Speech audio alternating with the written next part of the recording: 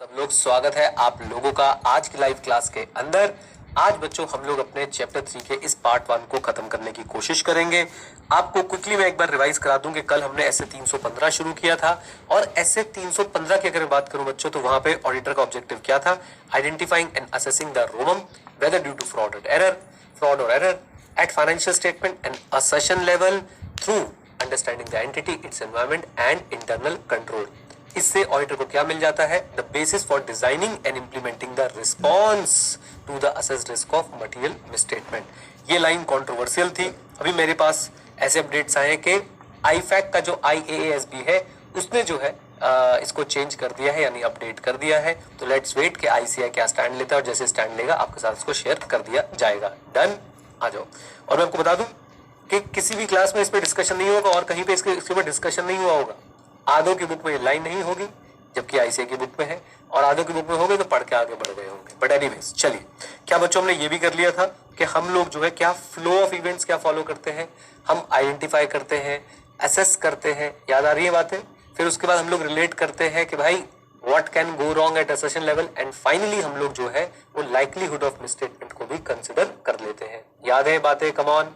अच्छा, फिर risk assessment procedure क्या होते हैं ये तो हमें पता है। ये वो प्रोसीजर्स होते हैं जिसके through we obtain an understanding of the entity, its environment and internal control, right? ताकि हम लोग क्या कर सके? Identify and assess the risk of material statement at FS and assertion level. फिर रैप के अंदर क्या क्या चीजें होती है बच्चों? Inquiry, observation and inspection, analytical procedure, जिसमें से हमने कल एक पढ़ ली थी और वो क्या थी बेटा? कम ऑन टेल मी, जल्दी बताइए। इंक्वायरी। इसमें इंपॉर्टेंट क्वेश्चन क्या बनता है?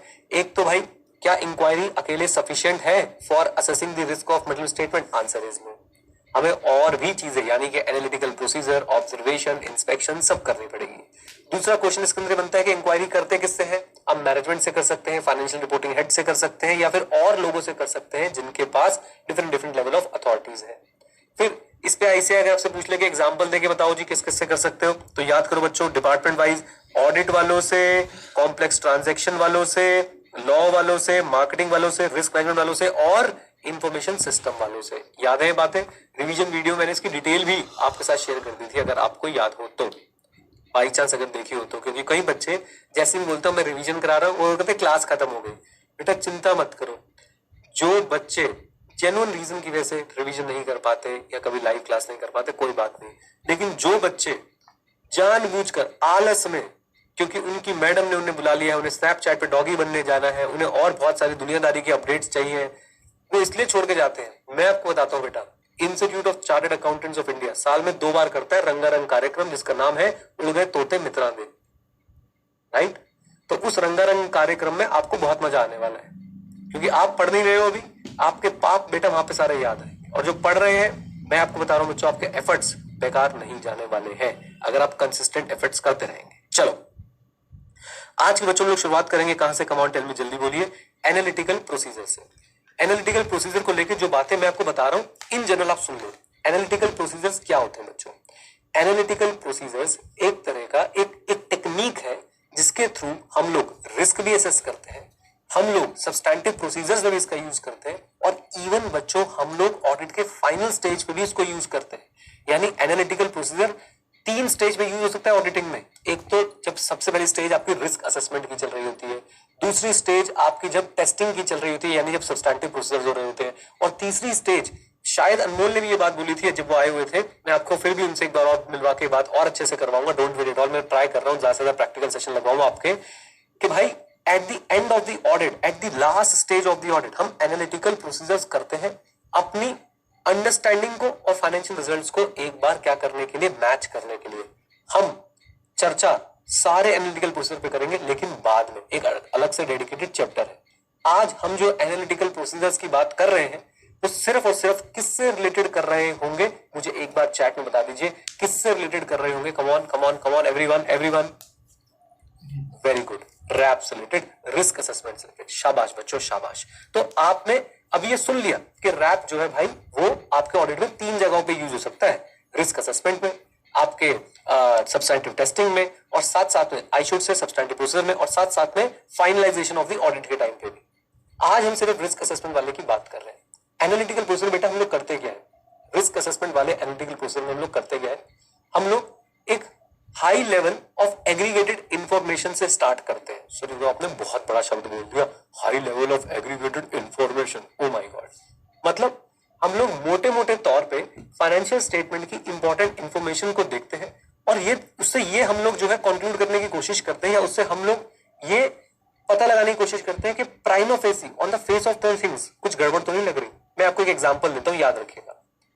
सेल्स सिर्फ 5% बढ़ी है, एक्सपेंसेस जो है वो 45% के आसपास बढ़ गए।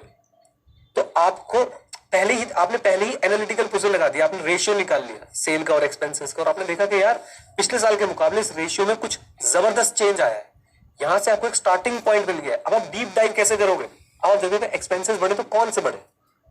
अच्छा, मार्केटिंग एक्सपेंस इस बार बहुत बड़ा है। फिर मार्केटिंग एक्सपेंस बढ़ा है तो वो मार्केटिंग एक्सपेंस क्यों बहुत बड़ा है? क्या जेन्युइनली कोई टफ कंपटीशन आ गया, या कोई नया प्रोडक्ट लॉन्च हुआ है, या कंपनी की सेल्स डिप हो रही थी बिना मार्केटिंग एक्सपेंसेस के? रीजंस ढूंढने की कोशिश करोगे। अगर रीजंस नहीं मिले तो आप मार्केटिंग एक्सपेंस को और डीप डाइव जो है चेक करने जाओगे, क्योंकि यहाँ पे आपको लग रहा है कि ऐसा तो नहीं मार्केटिंग एक्सपेंस के नाम पे अश्लील ब्रोकर की तरह पेमेंट जो है अपने ही जानकारों को करवाई गई है। Come on guys, come on. आपको मैं एक जनरल बात बताऊं, कंपनी फॉर्म ऑफ बिजनेस से पैसा निकालना सबसे डिफिकल्ट टास्क है। आप कैसे निकालोगे? अगर आपने कंपनी के अंदर पैसे डाल दिए, आप उससे पैसे निकालने के लिए बहुत बहुत ज्यादा हालत खराब होने वाली है आपकी। अगर आपने इनकम टैक्स पढ़ा तो याद करो, अगर कंपनी लोन देगी डीम डिविडेंड हो जाएगा, कंपनी एसेट्स देगी डीम डिविडेंड हो जाएगा। कम ऑन, है ना? तो लोग बाग तभी ऐसे हथकंडे अपनाते हैं। अच्छा, आप अपने हाथ में भी नहीं लेना चाह रहे, क्योंकि भाई साहब अगर आपकी एक स्टार्टअप है और आप अपने लिए पैसे लोगे तो उसमें भाई साहब आपके जो फंड देने वाले लोग हैं वो ऑब्जेक्शन क्रिएट कर देंगे। इसलिए आप अपने रिश्तेदारों को पिक्चर में लेके आते हो और उनके नाम से बिल कटवाते हो और उनको पेमेंट करवाते हो। कुछ कुछ चमका कि क्या हो रहा था भारत पे में। एनीवेज, हम वापस आते हैं अपने मुद्दे पे। एनालिटिकल प्रोसीजर्स हमारे 3 लेवल पे यूज हो सकते हैं, एक रिस्क असेसमेंट पे, एक हमारे सब्सटैंटिव प्रोसीजर में और एक फाइनलाइजेशन में। आज हम रिस्क असेसमेंट वालों की बात कर रहे हैं। एनालिटिकल प्रोसीजर में हम लोग करते क्या है, हाई लेवल एग्रीगेटेड इंफॉर्मेशन से स्टार्ट करते हैं और फिर वहां से हमें इंडिकेशंस मिलते हैं कि हमें किस तरफ जो है अपनी टेस्टिंग ले जानी है, या कौन से ऐसे अकाउंट बैलेंसेस हैं, ट्रांजेक्शंस हैं जिनका हमने बहुत ज्यादा जो है वो ध्यान देना है। Is that clear? आप ऐसा भी बोल सकते हैं कि एनालिटिकल प्रोसीजर आपको अनयूजुअल ट्रेंड्स, अनयूजुअल रेशियो पता लगाने में मदद करते हैं, जहां से आपको एक स्टार्टिंग पॉइंट मिल जाता है कि ओके मैंने इन चीजों पे जो है अब ज्यादा ध्यान रखना है। या मैं ऐसे बोल लूं, एनालिटिकल प्रोसीजर से आपको अनयूजुअल रेशियोज, अनयूजुअल ट्रेंड्स के बारे में पता चलता है। In short, they help you in identifying and assessing the risk of material misstatement. Come on guys, बोलिए। ओके, ये बेसिक मैंने आपको आइडिया दे दिया एनालिटिकल प्रोसीजर का। अब हमें लिखना क्या है जरा वो देख लेते हैं। और याद रखिएगा, आज हम एनालिटिकल प्रोसीजर से मिल रहे हैं as a risk assessment procedure. देखिए, एनालिटिकल प्रोसीजर किसमें हेल्प करते हैं? Help in identifying existence of unusual transaction, unusual events, amounts, ratios और trends, right? And ultimately they will help in identifying the risk of material misstatement, especially risk of material misstatement due to fraud। जब भी अटक जाए, क्या करते हैं इसके अंदर हम लोग? High level aggregated data. High level मतलब क्या हम डिटेल में गए? नहीं, हमने ऊपर ऊपर से देखा कि सेल्स कम बढ़ी है, एक्सपेंसेस ज्यादा बढ़े हैं। क्या ये बात क्या फेस ऑफ द P&L पे समझ आ जाएगी बात हमें कि नहीं? कमाल है सर, बिल्कुल ऊपर से देख के हाँ, हमने हाई लेवल एग्रीगेटेड। बेटा डिसएग्रीगेटेड डेटा पता है क्या होता है? जितना ज्यादा डिटेल में डेटा होगा उसे बोलते हैं disaggregated data. For example, Edu91 की मैं आपको सेल बताऊं, एक्स 1 मंथ की एक्स है, फिर मैं आपको सब्जेक्ट वाइज सेल बताऊं, तो इसमें डिसएग्रीगेटेड कौन सा है? सब्जेक्ट वाइज वाला। आप समझे मेरी बात को? 1 महीने की सेल बताऊं तो बात अलग है, मैं डिसएग्रीगेट मैं अगर हर सब्जेक्ट की बताऊं तो वो क्या बन गया? डिसएग्रीगेटेड। Is that clear? तो रिस्क असेसमेंट वाले एनालिटिकल प्रोसीजर में what are we using? We are using high level aggregated data. Come on, बोलिए हाँ के ना। अच्छा सर, एग्जाम में कैसे लिखेंगे ये बताओ। हाँ, analytical procedure as a risk assessment tool क्या करता है? ये आपको हेल्प करता है in identifying the existence of unusual transaction, events, amounts, ratio, trend, and ultimately it assists the auditor in identifying the risk of material misstatement. Okay, okay. तो unusual transaction, event, amount, ratio, trends and help in identifying the risk of material misstatement. लीजिए, थोड़ी बहुत लाइनें मैंने और भी लिख दी है, मैंने आपको समझा भी दिया है। एनालिटिकल प्रोसीजर में हम लोग क्या यूज करते हैं? High level aggregated data. Come on, क्या यूज करते हैं जल्दी बताइए? High level aggregated data. इससे हमें क्या मिल जाता है? Initial indication of potential material misstatement. Example याद रखना, मैंने आपको क्या एग्जांपल दिया? आपने देखा सेल्स बढ़ी है कम, एक्सपेंसेस बढ़े हैं ज्यादा, तो यहां से आपको एक इनिशियल इंडिकेशन मिल रहा है कि भाई सब एक्सपेंसेस में there might be some potential material misstatement. बताइए हाँ या ना? कनेक्ट कर पाए एग्जांपल से? बोलिए। अच्छा जी। देन इसके बाद हम लोग क्या करते हैं? ऑडिटर क्या करेगा? In such cases combining these results, यानी जो हमारे पास रिजल्ट्स निकले with other gathered information helps the aids, मतलब होता है help the auditor in evaluating and understanding these initial finding. फिर मैंने आपको क्या बोला? अब ऑडिटर को इनिशियल इंडिकेशन मिल गया पोटेंशियल स्टेटमेंट का, अब वो जाएगा और डिटेल में सारी इंफॉर्मेशन कलेक्ट करेगा एक्सपेंसेस के बारे में, एक्सपेंसेस क्यों बढ़े, क्या कारण थे, और फिर उससे उसको मदद मिलने वाली है किसमें? In understanding his initial findings. Sir exam में कैसे लिखना है ये बताओ। देखो बेटा, पहली बात, एग्जाम में क्वेश्चन आएगा कैसे? एग्जाम में जो क्वेश्चन ये आएगा, बताओ रिस्क असेसमेंट प्रोसीजर क्या क्या होते हैं। तो आपको सबसे पहले घबराना नहीं है। आपको क्या पता है बेटा? 4 बातें पता होनी चाहिए। एक होता है इंक्वायरी, एक होता है एनालिटिकल प्रोसीजर, और एक होता है हमारे ऑब्जर्वेशन एंड इंस्पेक्शन।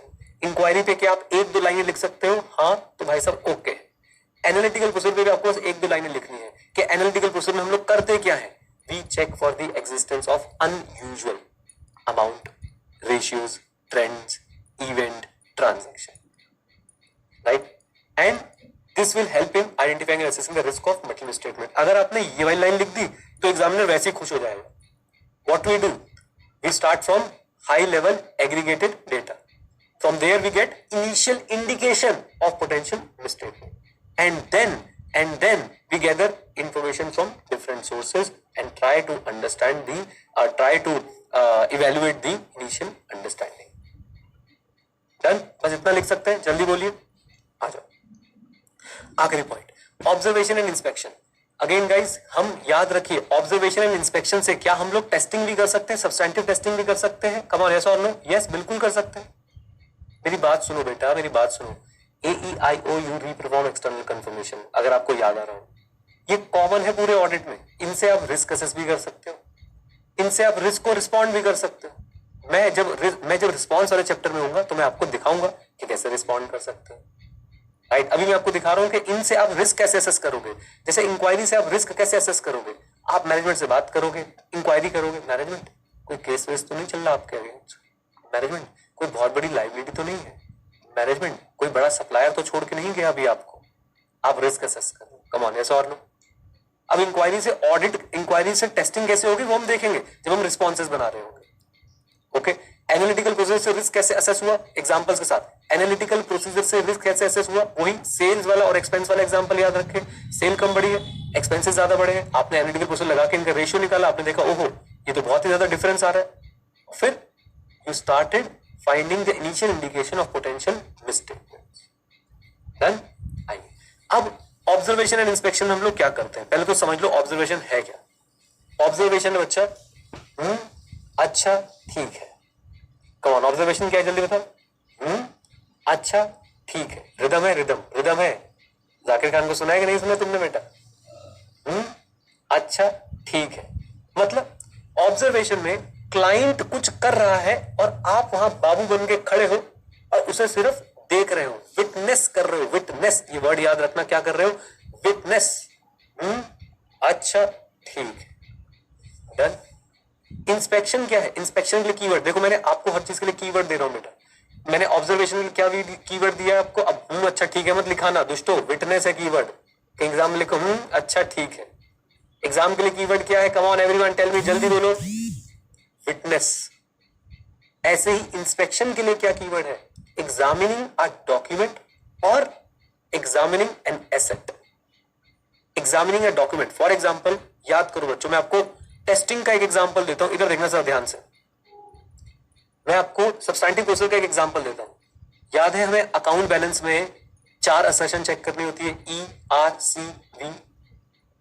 ये सारी बातें बच्चों बिल्कुल जहन में परमानेंट होनी चाहिए। Existence, rights and obligation, completeness, valuation. Come on, अगर मेरे को किसी की राइट एंड ऑब्लिगेशन चेक करनी है, किसी के एसेट की राइट एंड ऑब्लिगेशन चेक करनी है, मैं उससे क्या मांगूंगा? डॉक्यूमेंट दिखाओ। तुम्हारी है तो कागज दिखाओ, याद है कि नहीं? अब कागज जब मैं देख रहा हूं, बताना कौन सा इसमें से मैं प्रोसीजर कर रहा हूं। मैं ऑप्शन देता हूं आपको। नंबर 1 हमारे पास था एनालिटिकल प्रोसीजर, उससे पहले था इंक्वायरी, उसके बाद आया ऑब्जर्वेशन, फिर आया इंस्पेक्शन। बताओ क्या कर रहा हूं मैं इस समय, चूज करो। मैं इंस्पेक्शन कर रहा हूं बच्चों, इंस्पेक्शन। इंस्पेक्शन मतलब जब आप किसी डॉक्यूमेंट को, किसी एसेट को एग्जामिन करते हैं, आप एंटिटी के फिजिकल एंटिटी के जो एसेट्स हैं उनको फिजिकली जाके आप चेक कर रहे हैं कि सही कंडीशन में है कि नहीं। This is also an inspection. Is that clear? Inspection का बेस समझ में आया? Observation witness, inspection examination. Done. अब मेरी बात को बहुत ध्यान सुनिएगा। Observation and inspection are required to support, एक ही वर्ड लिख देते बहुत होता, ज्यादा ज्यादा दूसरा लिख देते कॉन्ट्राडिक्ट। तो ऑब्जर्वेशन एंड इंस्पेक्शन हम किस लिए यूज करते हैं? सपोर्ट और कॉन्ट्राडिक्ट करने के लिए। किसको? इंक्वायरीज। हमने मैनेज, जैसे मैं तुमसे पूछूं, हाँ भाई 12 घंटे पढ़ रहे हो, ये इंक्वायरी है। तुमने बोला हाँ, फिर मैं तुम्हारे घर पे आके एक दिन 12 घंटे बैठूं और तुम्हें देखूं कि तुम पढ़ रहे हो कि नहीं पढ़ रहे हो, ये ऑब्जर्वेशन है। तो ऑब्जर्वेशन से दो बातें हो सकती है, either I will get support for whatever answers I got through inquiry, और I will get contradiction. Come on, yes और नो, बोल दो। राइट? तो याद रखें बच्चों, ऑब्जर्वेशन और इंस्पेक्शन किस लिए यूज किए जाते हैं? सपोर्ट करने के लिए या कॉन्ट्राडिक्ट करने के लिए। किसको? इंक्वायरीज को। And they provide information. क्या क्या इंफॉर्मेशन मिलती है बच्चों में इनसे? एक तो देखो सपोर्ट, दो काम हो गए हमारे ऑब्जर्वेशन और इंस्पेक्शन के, एक सपोर्ट और कॉन्ट्राडिक्ट द इंक्वायरी, और दूसरा ऑब्वियसली इंफॉर्मेशन भी मिलती है हमें बहुत सारी। ओके, अब क्या क्या चीजें जो है हम लोग ऑब्जर्व या इंस्पेक्ट कर सकते हैं? नंबर 1, एंटिटी के operation. Example, entity inventory count कर रही है, आप वहां पे खड़े होके उनके इन्वेंट्री काउंट को ऑब्जर्व कर रहे हो। अच्छा ठीक है, कम ऑन बोलिए, आ जाइए। देन उसके बाद हम क्या इंस्पेक्ट कर सकते हैं? डॉक्यूमेंट, जैसे कि कोई बिजनेस प्लान है, स्ट्रैटेजी है, कोई भी रिकॉर्ड है, कोई इंटरनल कंट्रोल मैनुअल है। यहाँ बच्चों बताओ डॉक्यूमेंट्स को क्या कर रहे होंगे? आप लोग चूज करना, आप लोग चूज करना। चैट ओपन कर रहा हूं, डॉक्यूमेंट को क्या करोगे? ऑब्जर्व या इंस्पेक्ट? डॉक्यूमेंट्स के केस में हमेशा कौन सा वर्ड यूज करोगे? ऑब्जर्व या इंस्पेक्ट? इंस्पेक्ट। डॉक्यूमेंट्स को सिर्फ ऐसे निहारते रहोगे, ऑब्जर्व करते रहोगे तो दुनिया पागल बुलाएगी तुम्हें। तुम्हें रीड करना है, इंस्पेक्ट करना है, ठीक है ना? चलिए, बहुत बढ़िया, बहुत ही बढ़िया, आ जाइए। नेक्स्ट पे चलते हैं जरा। देन थर्ड पॉइंट हमारे पास क्या होता है? Reports prepared by management and those charge with governance. अब उनके एग्जांपल भी दे रखे, जैसे कि क्वार्टरली मैनेजमेंट रिपोर्ट है, इंटरिम फाइनेंशियल स्टेटमेंट है, मिनट्स ऑफ बोर्ड मीटिंग है। इन सारी चीजों को हम लोग क्या कर रहे हैं बच्चों? एग्जामिन, यानी कि इंस्पेक्ट कर रहे हैं। And finally the entity premises and plant facilities, इसको हम ऑब्जर्व भी कर सकते हैं और इंस्पेक्ट भी कर सकते हैं। हम क्लाइंट के पूरी की पूरी फैक्ट्री का एक राउंड लगा रहे हैं, हम देख रहे हैं कि क्या प्रोसीजर फॉलो होता है, ऑब्जर्वेशन चल रही है। हमने क्लाइंट के एसेट्स हैं, मशीनरी वो क्लेम कर रही है, नई नई मशीनरी है जी, यहाँ पे लगे वहां पे लगे। हमने बोला ठीक है, हम जाके एक बार उनको इंस्पेक्ट कर लेते हैं कि नई मशीनरी है कि नहीं। मैंने बोल ही दिया, हम लोग क्या कर रहे हैं? इंस्पेक्ट कर रहे हैं। राइट? तो फिर से पूरा अगर बच्चों स्कीम समझे, आज चल क्या रहा है? 315 क्या होता है? Risk assessment procedure. Risk assessment procedure में होता फ्लो ऑफ इवेंट्स क्या होता है? आइडेंटिफाई करते हैं, असेस करते हैं, व्हाट कैन गो रॉन्ग से रिलेट करते हैं और मिसस्टेटमेंट का वेट करते हैं। फिर रिस्क असेसमेंट प्रोसीजर के हमारे पास तरीके कौन कौन से होते हैं बेटा? हमारे पास है सबसे पहले इंक्वायरी, फिर एनालिटिकल प्रोसीजर, फिर है ऑब्जर्वेशन एंड इंस्पेक्शन। राइट? हम इनको दोबारा से पढ़ेंगे जब ऑडिट एविडेंस का चैप्टर पढ़ रहे होंगे कि हम लोग सब्सटैंटिव प्रोसीजर कैसे लगाते हैं, हम दोबारा से सब पढ़ेंगे। AE, IOU, we perform external confirmation etcetera. Right? अभी के लिए मुझे बताओ, क्या आपको इंक्वायरी पे 2 लाइनें इस चैप्टर के पॉइंट ऑफ व्यू से आप लिख सकते हो? बिल्कुल लिख सकते हैं। इंक्वायरी किससे करते हैं? इंक्वायरी अलोन सफिशिएंट नहीं होती है। राइट? और आपको पता है इंक्वायरी अलोन सफिशिएंट नहीं होती है, it has to be supported through observation and inspection. Come on, come on, अब एक लाइन और ऐड हो गई इसमें। एनालिटिकल प्रोसीजर क्लियर है हमको? Come on, analytical procedure clear है, उस पर भी 1-2 लाइन लिखाएंगे, बिल्कुल लिखाएंगे। एनालिटिकल प्रोसीजर से हमें क्या चीज आइडेंटिफाई करने में मिलती है? Unusual, trend, ratio, amount, transaction, event. Ultimately it will help in identifying the risk of material misstatement. High level aggregated data को पकड़ते हैं, जिससे हमें क्या मिल जाता है? Initial indication of potential material misstatement हमें मिल सकते हैं। एंड देन हम लोग क्या करते हैं? फिर हम और इंफॉर्मेशन गैदर करते हैं और अपनी इनिशियल अंडरस्टैंडिंग को हम लोग चेक करते हैं कि सही थी या नहीं थी। राइट? अच्छा जी। देन उसके बाद बच्चों ऑब्जर्वेशन इंस्पेक्शन, कीवर्ड क्या है? Support, contradict the inquiries and also provides information. Then 4 example दे दो कहां कहां पे आप ऑब्जर्वेशन इंस्पेक्शन कर सकते हो। नंबर 1, एंटिटी के ऑपरेशन। ऑब्जर्वेशन हो सकती है इनकी। नंबर 2 डॉक्यूमेंट्स, डॉक्यूमेंट्स बस याद रख लो। नंबर 3 हमारे पास क्या आ गया, रिपोर्ट्स। और नंबर 4 सबसे आसान, एंटिटी का प्लांट फैसिलिटी, एंटिटी की प्रीमाइसेस एंड प्लांट फैसिलिटीज लिख पाएंगे। Come on tell me everyone. अच्छा, करेक्ट इनकरेक्ट क्वेश्चन 2-3 पूछो इसमें से। हाँ सर पूछ लो। इधर देखो, इधर देखो। Inquiries alone are sufficient to gather evidence about risk assessment और to assess the risk of material statement. Answer is no. अब इसके आंसर में आपको क्या लिखना है कि inquiries alone are not sufficient, they need to be supported और contradicted through observation and inspection also. Getting a point? Come on बोलिए। अच्छा जी, इधर देखो। Observation and inspection involves, observation and inspection involves finding out unusual event, transaction, amount, ratios, etc. No, I am telling you about the analytical procedures. Come on, बोल दो हाँ कहना। चलिए जी। अच्छा, एक क्वेश्चन और पूछ लेता हूँ, थोड़ा नेक्स्ट लेवल का है, मतलब आगे का है, बट आपको आंसर पता है। Analytical procedures are used only in the stage of risk assessment. No, they are used at 3 stages. कौन कौन सी? चाहे वो रिस्क असेसमेंट की हो, चाहे वो सब्सटैंटिव प्रोसीजर की हो, या फिर ऑडिट फाइनलाइजेशन की हो। डन। इसको हम आगे भी कैच करेंगे, डोंट वरी एट ऑल। लीजिए बच्चों, अब हमारे पास बच्चों एक क्वेश्चन आएगा, कौन सा? नैनो में सपना, सपनों में सजना। इस क्वेश्चन का नाम है नैनो में सपना और सपने में सजना। मतलब एक तो इंपॉर्टेंट ऐसे चल रहा है, उसके अंदर एक इंपॉर्टेंट टॉपिक, और अब आई से हमसे ये भी एक्सपेक्ट करता है कि इस इंपॉर्टेंट टॉपिक के जो पॉइंटर्स हैं उसके भी पॉइंटर्स आप लोग पढ़ के आओ। हम पढ़ लेंगे क्या? बिल्कुल पढ़ लेंगे। मुझे बस आप ये विश्वास दो कि मास्टर तो अपनी स्पीड से, अपने प्यार से पढ़ाता रहे, हम तेरे साथ हैं, और मैं आपको अच्छा कवरेज देके जाऊंगा, पक्की बात है। मैं आपको सबकी रिवीजन वीडियो बना के देके जाऊंगा, पक्की बात है। यहां तक पहुंचता बेटा आम आदमी, और इसके बाद वाले जो टॉपिक्स है ना, ये आपको हो सकता है बहुत किताबों में मिले ही ना। क्यों? क्योंकि किताबों में लिखेंगे तो बेटा पढ़ाना भी पड़ेगा। मैंने आपको बता रखा है ना रूल, जो बोले वही कुंडी खोले। मतलब घर में 2 भाई बैठे हैं, घर की बेल बजी टिंग टिंग, एक ने बोला कोई आया है, तो दूसरे ने क्या बोला, चलो खोल। तो मतलब जो बुक में टॉपिक डालेगा वो आपको पढ़ाने भी पड़ेंगे, नहीं तो आप फिर बोलोगे। और आपको मैं एक बात बता दूं बच्चों, मुझे ऐसा लगता है कि अराउंड 80% बच्चा जो प्राइवेट कोचिंग ले रहा होता है वो आईसीएस स्टडी मटेरियल खोल के भी नहीं देखता है। वो तो जागरूकता फैला दी हमने बोल बोल के। आप लोग कह रहे हो नहीं हम तो देखते हैं, तुम तो देखते हो, तुम्हें तो डे 1 से बोल रहा हूं रिकंसिलेशन करो, लेकिन आप देखना 80% बच्चा आईसीएस स्टडी मटेरियल खोल के भी देखता है। और जिस दिन वो आईसीएस स्टडी मटेरियल खोल के देखता है, बैकग्राउंड म्यूजिक, छन से जो टूटे कोई सपना, जग सुना सुना लगे जग सुना, है ना बेटा।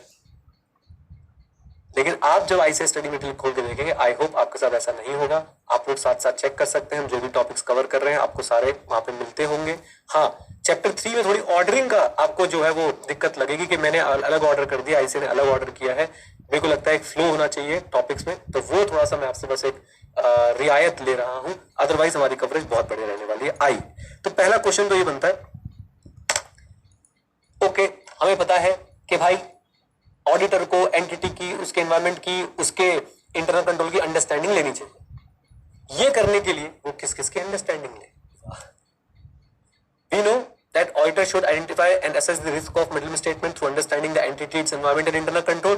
And for this purpose, किस किस की अंडरस्टैंडिंग ऑडिटर को ऑब्टेन करनी चाहिए? बहुत आसान बच्चों, पहले लेवल का आंसर तो बहुत आसान। और वो पहले लेवल का आंसर क्या है? ये 5 बातें, बहुत ही ज्यादा आसान। सबसे पहले उसे इंडस्ट्री की नॉलेज लेनी चाहिए, industry, regulatory and external factors की नॉलेज लेनी चाहिए। मैं इसको डिटेल में भी पढ़ाऊंगा, तो मैं अभी एग्जांपल्स नहीं दे रहा हूं, थोड़ी देर बाद बच्चों में इस हर लाइन की डिटेल में चलने वाले हैं, तब एग्जांपल्स दे दूंगा। अभी बेसिक आइडिया, आप मेरा ऑडिट करने आए हो तो you must know about how education industry works, what are the kind of laws which are applicable on my organization, right. And external environment education को लेके कैसा है, जैसे कि ऑनलाइन एजुकेशन में आजकल दिक्कतें चल रही है। बायजूस ने अपना घर गिरवी रख के लोगों की सैलरी दी है। कम ऑन बोल दीजिए। एक स्टार्टअप जो शायद 150 करोड़ का बिकना था, अब शायद सिर्फ 10 करोड़ का बिका, ऐसा कुछ फिगर्स थे, मुझे एग्जैक्ट फिगर्स याद नहीं है। वो एडटेक स्टार्टअप था, पहले उसकी वैल्यूएशन कुछ 150 करोड़ थी, अब वो सिर्फ 10 करोड़ का बिका है। ऐसी हालत हो गई। मैं शायद नंबर्स गलत बोल रहा हूँ, आप लोग एक बार क्रॉस चेक कर लीजिएगा। खैर आपको नाम ही नहीं बताया मैंने, तो कहां से क्रॉस चेक करोगे, बट ऐसा आप ये रेशियो पकड़ के चल सकते हो कि 150 की चीज अब 10 में मिल रही है एडटेक में, राइट। तो क्या ये चीजें सब, अब बच्चों देखो, इससे मैं आपको रिस्क असेसमेंट करवाऊं, इससे मैं आपको रिस्क असेसमेंट करवा के दिखाऊं? हाँ सर बिल्कुल करवा के दिखाओ। भाई साहब जब कोविड में सेल्स अच्छी आ रही थी ना, तो हम लोग ऐसे चौड़े करके चल रहे थे ऑनलाइन एडटेक स्टार्टअप वाले। फिर भाई साहब सेल हो गई कम, लेकिन क्या फिर भी हमने अपनी सेल बराबर दिखाने के लिए इस देर चांस के हम लोग नंबर्स को फज करें, नंबर्स में गड़बड़ करें? कम ऑन, यस और नो? क्या रोम दिख रहा है आपको यहाँ पे? रिस्क ऑफ फ्रॉड दिख रहा है बेटा? मैं यहाँ पे रिस्क ऑफ मतलब स्टेटमेंट ड्यू टू फ्रॉड दिख रहा है? कम ऑन, यस और नो? फाइनेंशियल स्टेटमेंट लेवल का रिस्क दिख रहा है? तो आप ये समझिए कि कैसे एक्सटर्नल फैक्टर्स का इंपैक्ट भी आपके रोमम पे आ सकता है। बाहर अगर भाई साहब रिसेशन चल रहा है तो कोई फेक कंपनी कैसे अपने आप को सर्वाइव करेगी? वो फेक नंबर्स डाल के अपने आप को सर्वाइव करवाना चाह रही होगी, वो रेवेन्यू रिकॉग्निशन की पॉलिसी बदल के अपने आप को सर्वाइव कराना चाह रही होगी। ऐसे एग्जांपल्स सही लगते हैं आपको? समझ आते हैं वाले एग्जांपल्स? हाई तो नहीं हो जाते? आ जाइए, ग्रेट। तो सबसे पहले हमने क्या समझा बच्चों? बाहर की चीजें, industry, regulator, external factors including applicable financial reporting framework. फिर अंदर की चीजें, nature of the entity. Come on, जल्दी बताओ बेटा, क्या nature of the entity? Nature of the entity में क्या आएगा मैं बताऊंगा, don't worry at all, right? काफी लंबा चौड़ा टॉपिक है। फिर selection and application of accounting policy including reasons for change. तो हम देखेंगे भाई ये अकाउंटिंग पॉलिसीज कैसे अडॉप्ट करते हैं, और अगर उसमें कोई बदलाव करा तो क्यों करा है? रेवेन्यू रिकॉग्निशन में अगर कोई बदलाव हुआ है तो क्यों करा है, हम जानना चाहेंगे। क्या क्या रेवेन्यू रिकॉग्निशन के बदलाव के कारणों से हमें रोमम की खुशबू आ सकती है? कम ऑन, यस और नो? Yes, right? प्रॉपरली ये लोग कोई एक्सपेंस को एमोटाइज कर रहे हैं या नहीं कर रहे हैं? एक कंपनी अपने कुछ ऐसे एक्सपेंसेस हैं जो एमोटाइज होते हैं, उनको प्रॉपरली एमोटाइज कर रही है नहीं कर रही है? क्या इससे भी हमें पता चल सकता है? क्या कंपनी लोगों से जो चीज जो वैल्यू एज ए सिक्योरिटी लेती है, क्या वो उसे अपना रेवेन्यू तो नहीं दिखा रही है जबकि वो लायबिलिटी होनी चाहिए? कम ऑन, यस और नो? आ जाओ। Then entity's objective, strategy and those related business risk that में result in risk of multiple statement. ध्यान सुनिए बच्चों, एंटिटी की ऑब्जेक्टिव्स और स्ट्रेटजी भी हमें पता करनी है। मतलब स्ट्रेटेजिक मैनेजमेंट का बैच जैसे 11 तारीख से शुरू हो रहा है, फॉर योर काइंड इंफॉर्मेशन, ये उसी की बात हो रही है एक्चुअली में। ध्यान सुनिएगा, स्ट्रैटेजी और ऑब्जेक्टिव से पता करने हैं। आप ये देखो, मैं इसको ऑनलाइन एजुकेशन इंडस्ट्री से समझाने की कोशिश करता हूं। अगर किसी एंटिटी की ये स्ट्रैटेजी है कि भाई ऑनलाइन में रेवेन्यू कम हो गया है, हम लोग फेस टू फेस में भी जा रहे हैं, ओके, वेल एंड गुड, वो अपना रेवेन्यू बढ़ाने के तरीका ढूंढ रहे हैं, लेकिन ऑनलाइन में इधर से नंबर ऑफ यूजर्स घट रहे हैं और आप कह रहे हो हमारा रेवेन्यू इतना इंक्रीज होने वाला है इस साल में, और आपका डेटा उसे सपोर्ट नहीं कर रहा है। Is there an indication of material misstatement? कुछ तो गड़बड़ करोगे बात। याद रखना बच्चों, प्रेशर में इंसान सबसे ज्यादा फ्रॉड करता है, और प्रेशर जनरली कैसा आता है? यही प्रेशर आता है, सेल्स नहीं बढ़ रही, प्रॉफिट नहीं बढ़ रहा। आज तो हद हो गई। आज मैं आपको एक बात बताता हूँ, मेरे पास एक कॉल आया, मतलब एक से एक फ्रॉडी बंदा बैठा है भाई मार्केट में, कहते हैं this is a call from ICI exam tests, select 1 if you are in CA foundation, 2 if you are in intermediate, 3 if you are in CA final. पहली बात तो अब ICI का नाम लेके कॉल कर रहा है। दूसरी बात, तुम किसको कॉल करवा रहे हो, कम से कम ये तो देख लो। और तीसरी बात, बच्चे इसमें फंस जाए। तुम इतने, एक वर्ड है तुम्हारे लिए, गलीबल। गलीबल समझते हो? गंगा गया गंगाराम, जमुना गया जमुनाराम। तुम्हें जो कुछ ऐसे पूछ कर मेरे पारे तुम, हाँ सही हो। मेरे पास एक कॉल रिकॉर्डिंग है बच्चों, एक उसकी स्टूडेंट की, उसने मुझे भेजी, 17 मिनट की रिकॉर्डिंग है। वहां से कोई लेडी बात कर रही है, उसे कन्विंस कर रही है कि हमारी टेस्ट सीरीज ले लो। अच्छा, वो हमारे पास पढ़ रहा था बच्चा, वो कह रहा मेरे पास तो पहले से टेस्ट सीरीज है, तो वो ये कन्विंस करने की कोशिश कर रही है कि उस टेस्ट सीरीज से कोई फायदा नहीं होगा, हमारी वाली टेस्ट सीरीज लो। और कह रही है कि मैं CA हूं, मैं इतने साल से ये कर रही हूँ, वो कर रही हूँ। मतलब मैं उसकी बातों से बता सकता हूँ कि वो चार्टर्ड अकाउंटेंट नहीं थी। पहली बात, कोई chartered accountant I don't think इस वाली जॉब को करेगा कि वो लोगों को कॉल कर करके किसी और ऑर्गेनाइजेशन के टेस्ट सीरीज। मतलब मैं तो कन्विंस नहीं हूँ, आप हो? आप कन्विंस हो इस बात के लिए कि भाई वो चार्टर्ड अकाउंटेंट ऐसे कॉल कर रही होगी बैठ के भाई, और वो भी 8 साल क्वालिफाइड हो गए उसको। भाई मेरी जो फ्रेंड है ना, जिसको 8 साल हो गए क्वालिफाई किए, उसका 40-50 लाख का पैकेज है। एनीवेज, तो मैं आपको क्या बताने की कोशिश कर रहा था कि ये है वो चीजें बच्चों, ये है वो आपकी ऑब्जेक्टिव और स्ट्रैटेजी से हमें पता चलता है कि आपके बिजनेस में किस तरह के रिस्क आ सकते हो। बिजनेस के risk ultimately translate to risk of material statement. Please समझिए मैं क्या बोलना चाहता हूं। अगर आपका बिजनेस सर्वाइवल के रिस्क से जूझ रहा है, सर्वाइवल का रिस्क है आपके बिजनेस के ऊपर, आप बताइए रोमन के होने के चांसेस उस बिजनेस में ज्यादा है कि नहीं? Answer is yes. Why? Pressure है, और प्रेशर में बंदा क्या करेगा? फाइनेंशियल स्टेटमेंट्स को फर्ज करेगा। Hello, business risk will ultimately converts into what, risk of material statement in the financial statement. ये बहुत प्रैक्टिकल चीज बता रहा हूं मैं आपको। बायजूस के आप पूरा ट्रेल बनाओ, पूरा ट्रेल। कभी वो अपनी बैलेंस शीट नहीं दिखा रहा, कभी वो ऑडिटर को निकाल रहा है, नए ऑडिटर को रख रहा है, कभी लोगों की सैलरी नहीं दे रहा, अपने वेंडर्स के पेमेंट नहीं कर रहा है। आप देख रहे हैं कि उसका बिजनेस रिस्क है। बिजनेस रिस्क क्या है भाई साहब? ऑनलाइन क्लासेस में decline, and ultimately it is resulting into what? Come on tell me. Risk of material statement in the financial statement. Hello, बस बेटा किसी भी दिन आवाज आने वाली है बायजूस की, चिंता मत करो।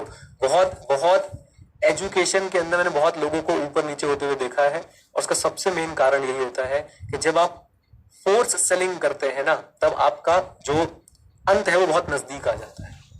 और बायजूस ने कितनी फोर्स सेलिंग करी, आप सबने देखा होगा। व्हाइट हैट जूनियर का नाम सुना है आपने? वो करण बजाज कितना सही निकला। आपको ये बातें बताऊं कि ना बताऊं? थोड़ी बहुत ही वाली बातें।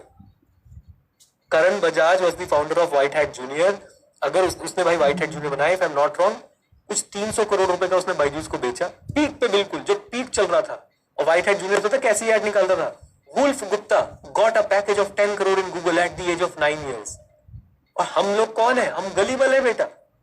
वुल्फ गुप्ता को 10 करोड़ का पैकेज मिला है गूगल में 10 साल की उम्र में। नाम देखो, मतलब वुल्फ गुप्ता में तुम्हें विश्वास कैसे हो सकता है किसी कोई अपने बच्चे का नाम वुल्फ रखेगा भाई? और हर एड में उस बच्चे का नाम चेंज हो रहा है, हर एड में उस बच्चे का पैकेज चेंज हो रहा है भाई। और माँ बाप अपने बच्चों का सीख कोडिंग सीख। प्रदीप पूनिया नाम के एक व्यक्ति ने इस पे एक्सपोज बनाया भाई, तब तक बायजूस को बेच चुका था 300 करोड़ रुपए का। और अब आप देखो बायजूस की हालत कैसी हो रही है।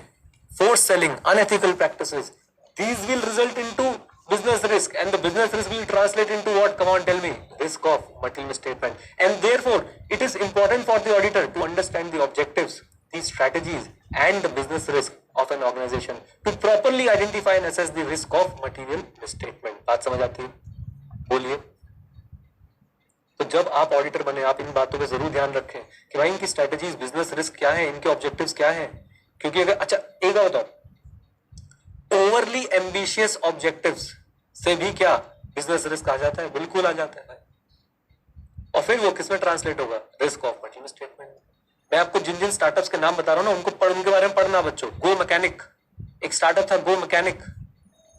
उसके फाउंडर को खुद ही लिखना पड़ गया लिंक्डइन पे, हमने तुम्हारे साथ धोखा किया है।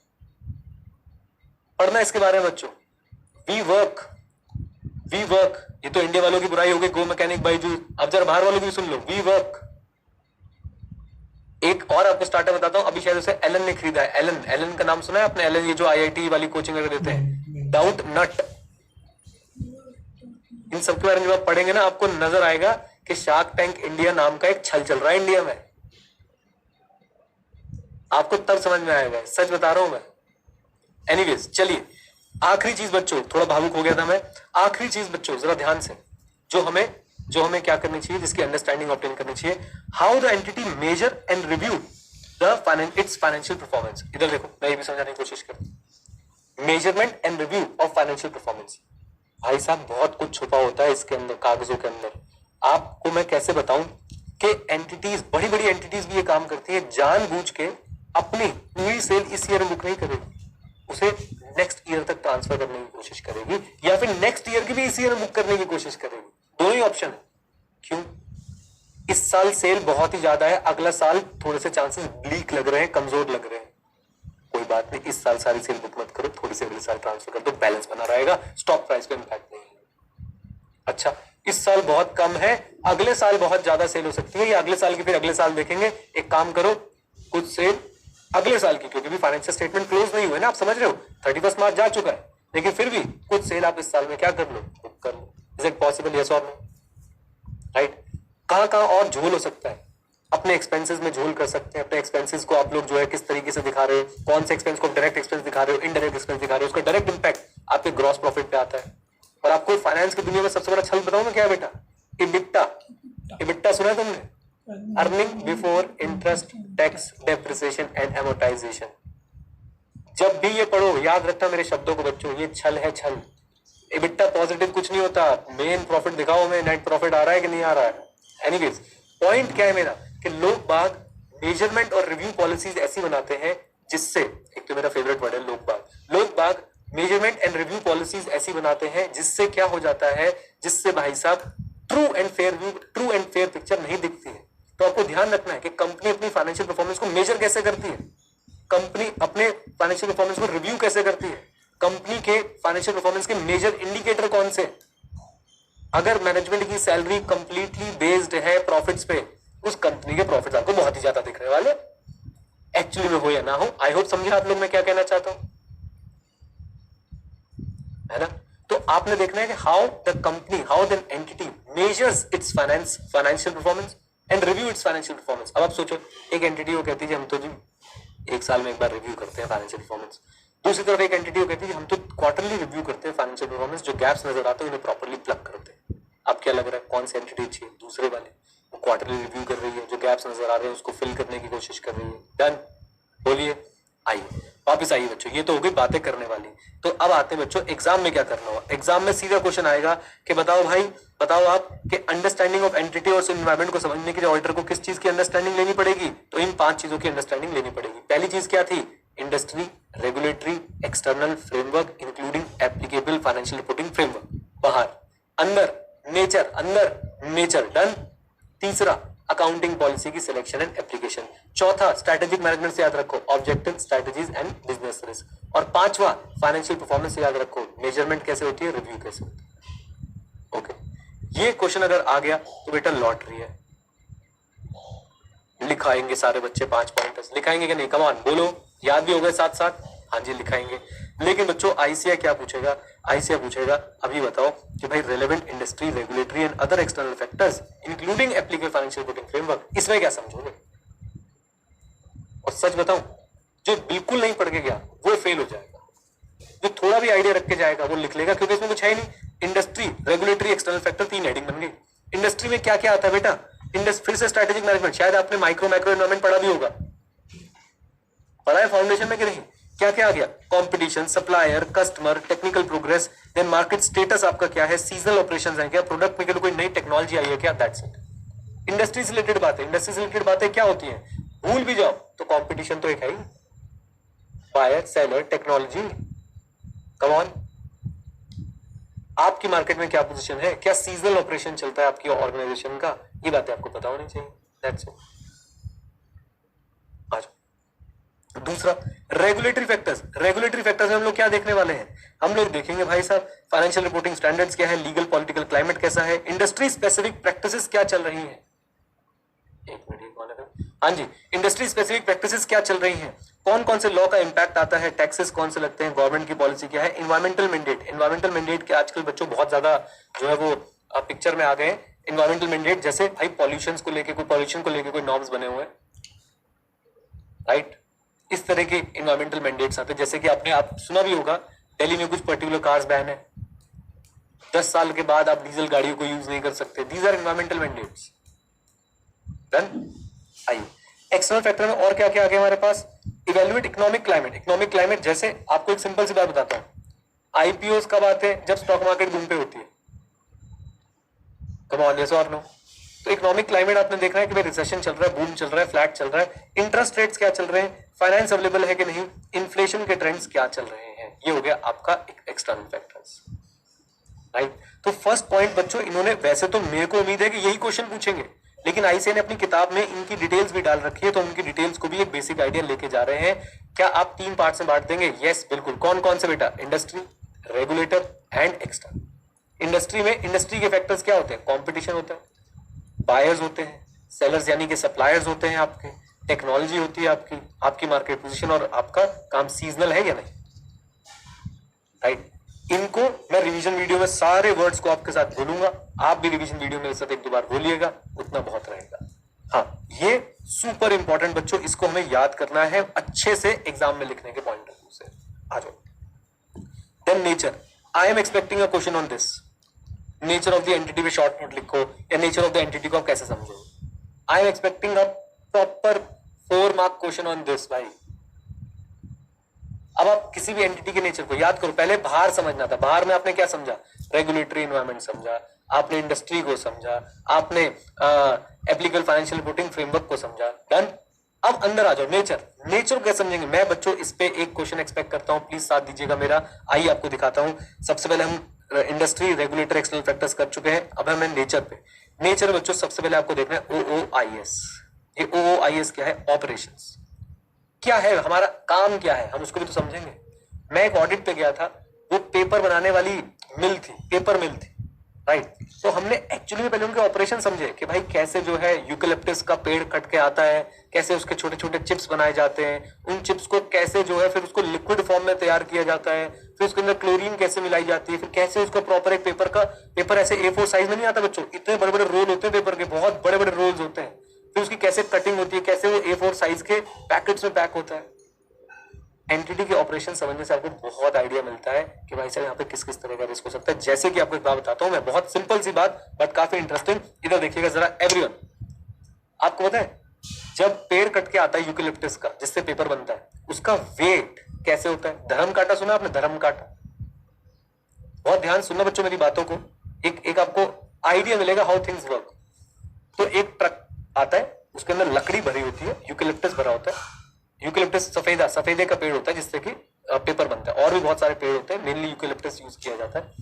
अब उसको फिर क्या करके लाते हैं, उसको एक स्केल बना होता है, ट्रक में लकड़ी है और वो दोनों ही चीजों को उस पर स्केल पे चढ़ा देते हैं, एक वेट निकल जाता है उनका, इतना इतना वेट हो गया। फिर ट्रक को खाली करते हैं और खाली ट्रक का वजन कर लेते हैं, वेट निकल जाता है कि खाली ट्रक का वजन कितना था, भरे हुए ट्रक का वजन कितना था, difference is the weight of the wood. Easy.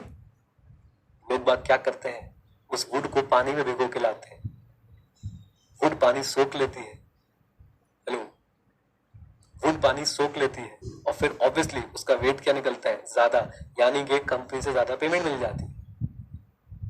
आप जहां सोचना बंद करते हैं ना भाई, चोर उचक के नलायक लोग वहां सोचना शुरू करते हैं। पता नहीं मैंने आपको रिलायंस रिटेल वाली स्टोरी बताई कि नहीं बताई।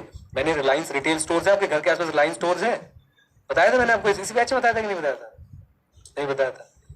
मैं वहां का भी ऑडिट करने गया हुआ था, हमारे पास उनका इंटरनल ऑडिट था, बट आप उसको इस पॉइंट से समझिएगा कैसे लोग क्या करते हैं। एक सुंदर कन्या आई, उसने बॉर्नवीटा लिया रिलायंस रिटेल से, पेमेंट करी और चली, राइट, सब खुश है। वो सुंदर कन्या वापस आती है स्टोर में, बॉर्नवीटा उठाती है दोबारा से स्टोर से ही और पुराने बिल को दिखा के कैशियर को बोलती है, भाया ये वापस कर दो। एक बॉर्नवीटा उसके घर पे रखा हुआ है, याद है आपको?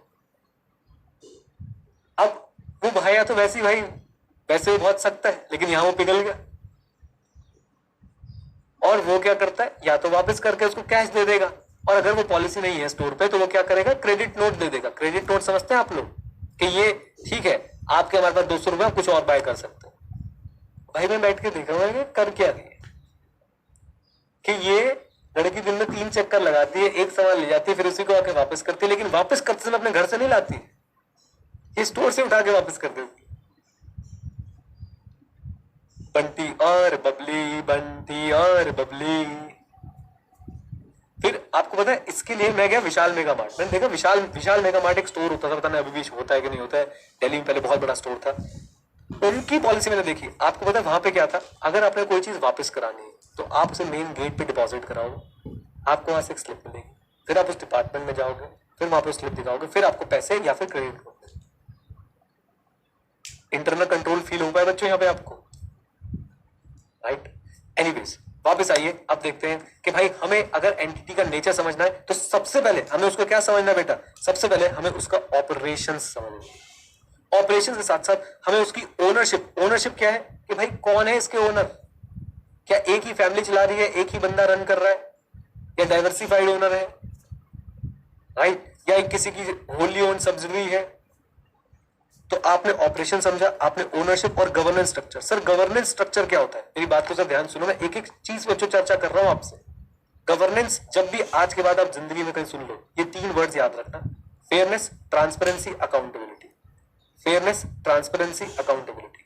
तो अब यहां गवर्नेंस स्ट्रक्चर का मीनिंग क्या हुआ, कैसे ये ऑर्गेनाइजेशन ये एश्योर करती है कि भाई इसके कम्युनिकेशन, इसके रिलेशनशिप कस्टमर के साथ, शेयर होल्डर के साथ फेयर होंगे, ट्रांसपेरेंट होंगे, और कैसे ये अकाउंटेबिलिटी इंश्योर करती है। अकाउंटेबिलिटी सिंपल बताऊं कैसे इंश्योर होती है, कभी भी किसी भी चीज की साइन करवा के, राइट।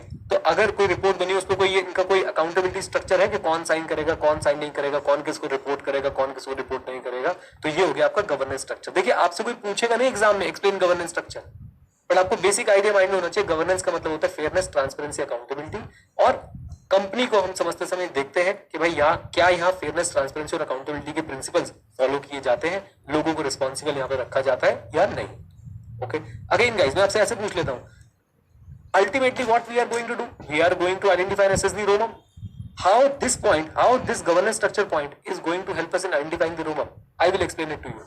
एक कंपनी है, वहां गवर्नेंस स्ट्रक्चर है नहीं, वहां कोई अकाउंटेबिलिटी रिस्पॉन्सिबिलिटी का चक्कर ही नहीं है, काम हो गया, पता नहीं किसने किया, कब किया, कहां किया। आप बताइए रोमम कैसा है? आप बताइए रोमम कैसा है? हाई है? साथ में हो, जल्दी बोलो। Right. Third point, type of investment that the entity is making and plans to make, including investment in special purpose entity. ICAI ऐसी चीजें लिखता है, कहता है ये हमारे सामने सीए इंटर का स्टूडेंट थोड़ा ना बैठा है, ये हमारे सामने 30 साल का एक्सपीरियंस चार्टर्ड अकाउंटेंट बैठा हुआ है, इसे सब पता होगा। एनीवेज, टाइप ऑफ इन्वेस्टमेंट, किस तरह की इन्वेस्टमेंट करना चाह रही है कंपनी? क्या ये इन्वेस्टमेंट क्या ये कंपनी कोई बहुत रिस्की इन्वेस्टमेंट्स तो नहीं करती है? पुराने वाली इन्वेस्टमेंट्स का क्या रहा? कहीं ये किसी को स्पेशल फेवर देने के लिए तो इन्वेस्टमेंट नहीं कर रही है? और ये स्पेशल पर्पस एंटिटीज क्या होती है? कहीं भाई अपनी सब्सिडीज बना के इंडिया के बाहर कुछ गलत इन्वेस्टमेंट तो नहीं कर रही है? कहीं ये कोई ऐसी एंटिटीज तो नहीं बना रही है जिस तरह की एंटिटीज जो है बेसिकली मनी लॉन्ड्रिंग वगैरह में इन्वॉल्व है? स्पेशल पर्पस एंटिटीज बना ली बाहर से पैसा लेने के लिए, बाहर पैसा देने के लिए, राइट। तो ये सारी चीजें हमें समझनी है रोमम को आइडेंटिफाई और असेस करते समय। And then way the entity structure, OOIS मैंने आपको बताया था, ऑपरेशन, ओनरशिप, इन्वेस्टमेंट, और ऐसे क्या है बेटा? स्ट्रक्चर और हाउ इट इज फाइनेंस्ड, मतलब हाउ इट इज फाइनेंस। इधर देखो, company with zero debt will never be under pressure to show increase sales और to increase their sales by any means. मतलब भाई वो कभी भी गंदे तरीके से अपनी सेल्स बढ़ाना नहीं चाहेंगी, मतलब वो कभी भी फोर्स्ड एक्टिविटी से अपनी सेल्स बढ़ाना नहीं चाहेंगी। कौन सी कंपनी? जिनके पास डेट कैसा है? जीरो है। और जिनके पास भाई साहब भर भर के डेट है, या फिर वो VC फाइनेंस्ड है, वेंचर कैपिटलिस्ट फाइनेंस है, उनको सिर्फ एक ही चीज दिख रही होती है, किसी भी तरीके से सेल बढ़ जाए, आग लग जाए दुनियादारी में। अमन गुप्ता जो बोट के फाउंडर है, बोट के भी रिसेंट रिजल्ट्स अनाउंस हुए हैं। बोट कितना अच्छा लगता है नाम सुन के, बोट भाई साहब क्या कंपनी हो गई, ये स्पॉन्सर कर रहा है, वो स्पॉन्सर कर रहा है, लॉस है उस कंपनी को। चेक कर लो, अभी रिजल्ट आए होंगे उसके। अब इसमें देखो बड़े अलग अलग व्यूज है, मैं उस फाइट में नहीं पढ़ना चाहता। ये लो जी, ये लो 8 घंटे पहले की जो है रिपोर्ट आई हुई है, मैं आपके साथ शेयर कर देता हूं, 1 मिनट देना जरा। BoAt incurs losses in FY23, revenue growth tapers मतलब भैया खत्म हो रहे हैं, लो। However the company which has been profitable for 8 years since inception posted a loss of 129.4 crore. 129 crore का लॉस है। 100 कितने करोड़ का बेटा? 129 करोड़ का, राइट। क्या बढ़ा रहे? सेल बढ़ा रहे, सेल बढ़ा रहे। तो आपको ये देखना है कि भाई कंपनी जो है वो फाइनेंस कैसे है, क्योंकि कंपनी फाइनेंस कैसे है इससे भी इंपैक्ट आने वाला है रिस्क ऑफ मटेरियल स्टेटमेंट पे। जो कंपनी हाई रेट पे डेट लेके बैठी है वो पागलों की तरह अपना सेल्स बढ़ाना दिखाना चाह रही होगी, जैसे कि बायजूस। यस, बायजूस ने डेट भी ले रखा है। जो कंपनी VC फंडेड बैठी है, देयर आर हाई चांसेस वो सिर्फ और सिर्फ सेल्स को चेज कर रहे होंगे, वो सिर्फ नंबर ऑफ यूजर्स को चेज कर रहे होंगे, क्योंकि उसी के बेस पे उन्हें और आगे फंडिंग मिलनी है। Are you getting my point? Come on, give me a thumbs up और थम्स डाउन, जल्दी बताओ।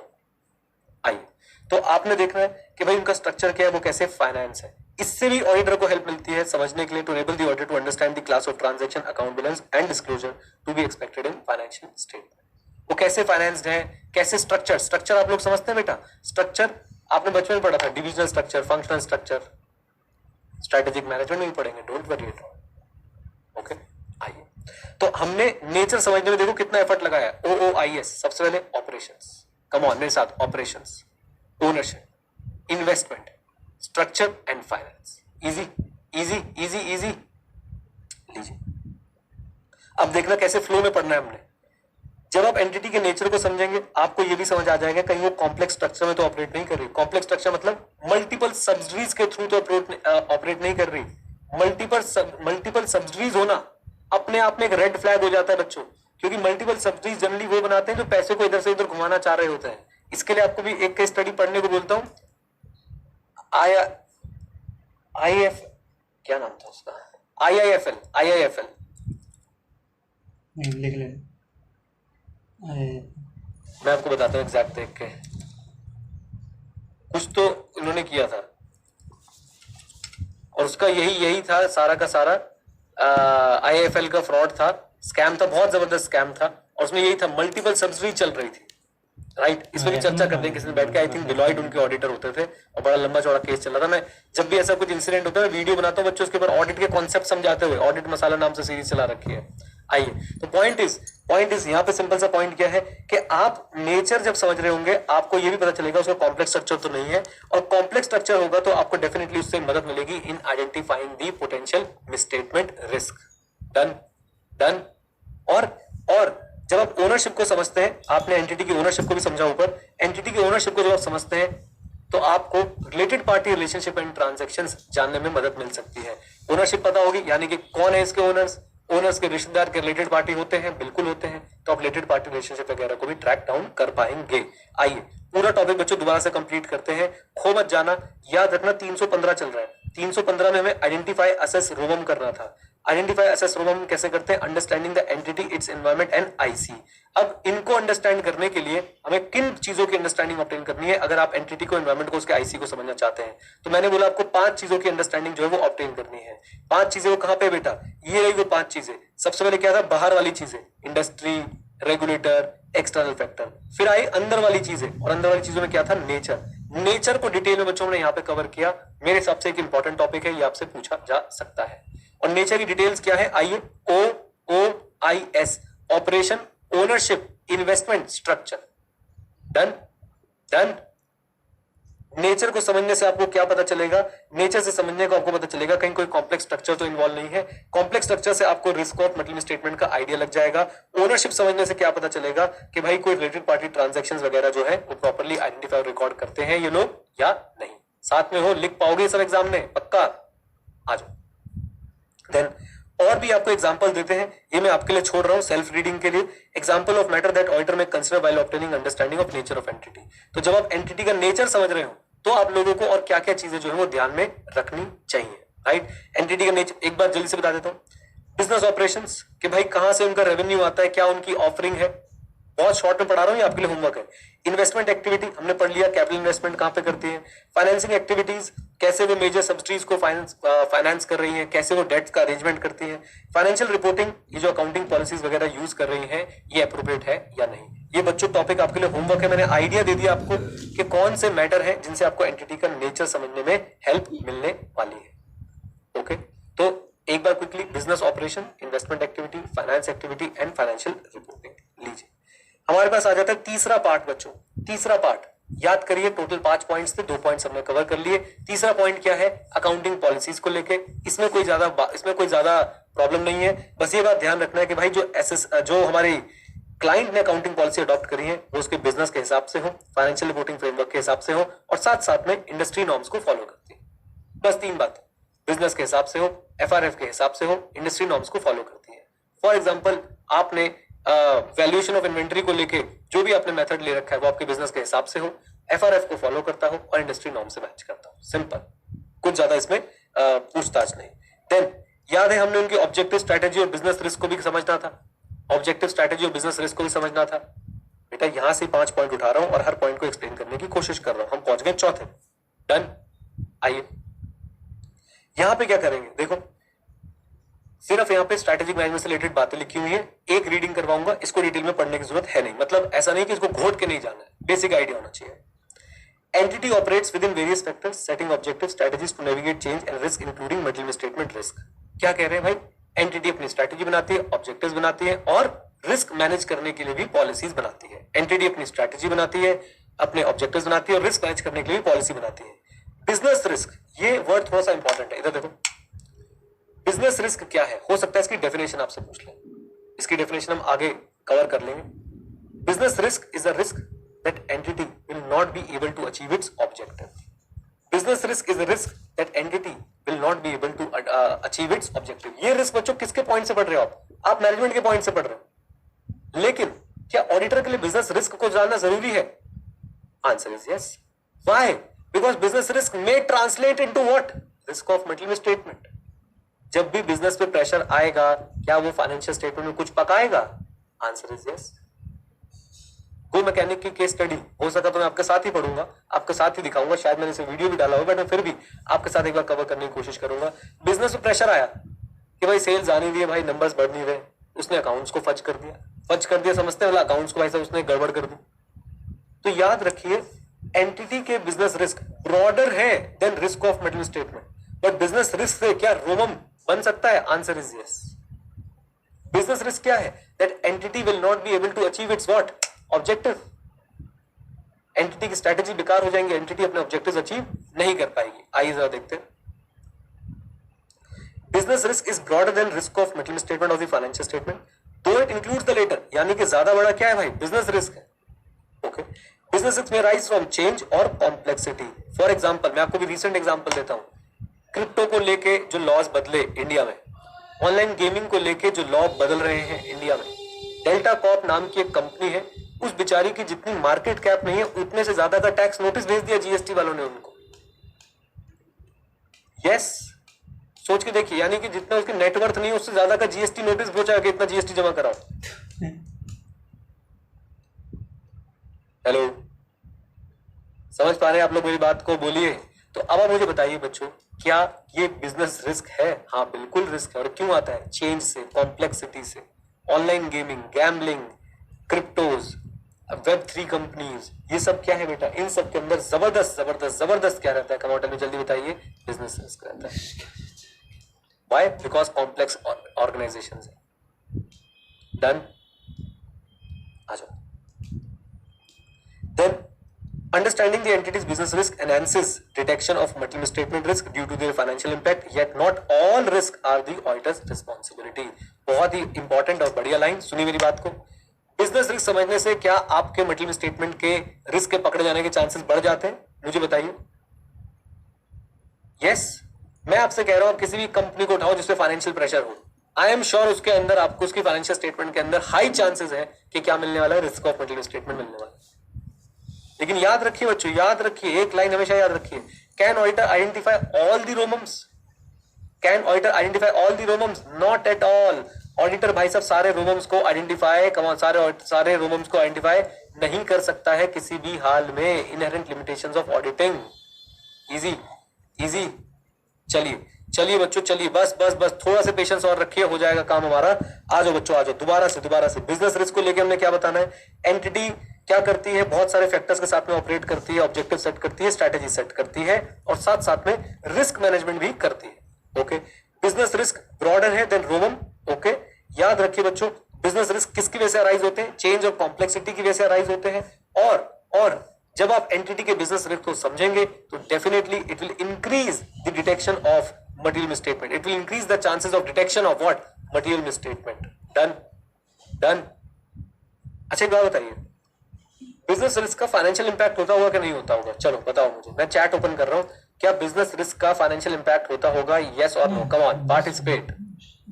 यस, एक्चुअली में भाई बहुत बड़ा फाइनेंशियल इंपैक्ट होता है, और जिस भी चीज का जबरदस्त फाइनेंशियल इंपैक्ट आने वाला है, मुझे बताइए, can it result into रोमम? Answer is yes.